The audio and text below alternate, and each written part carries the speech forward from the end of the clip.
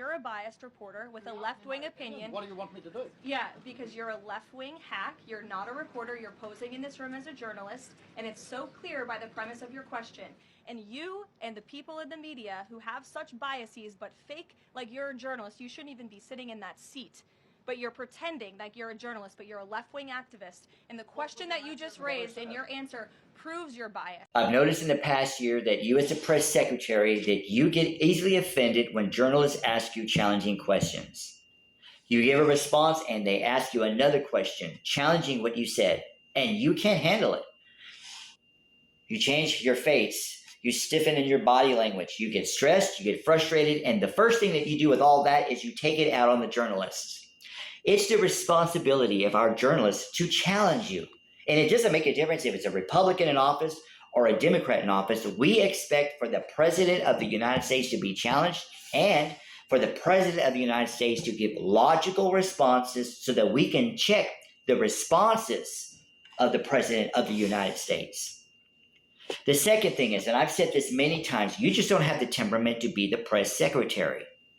Because the press secretary is the representative of the ideas of the President of the United States. Why is it, let me ask you this, that you as the press secretary wanted to be that President Trump is that one individual that's immune from ever making a mistake or ever being a failure? Yet, President Bush was imperfect, President Reagan was imperfect, President Obama was imperfect, President Clinton was imperfect, President Biden was imperfect, President Lincoln was imperfect. So why are you falsely trying to make the American people believe that President Trump is that one person who has never made a mistake in his decision making?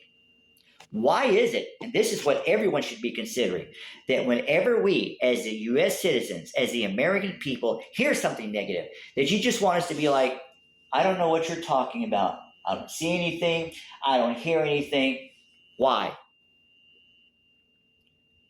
As the American people, we need to have where the president is accountable to us. Easy one. Trillions of dollars were made. The president claims regarding tariffs. I think that's great if it's true. Where is the financial trail so that I can view it and download it and review the financials? That's how you help the American people.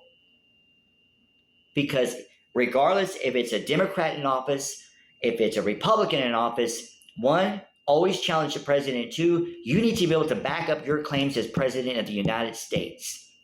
Not blindly accept what the president says. There is no president that can make claims that should not ever be double-checked by the journalists and by the American people.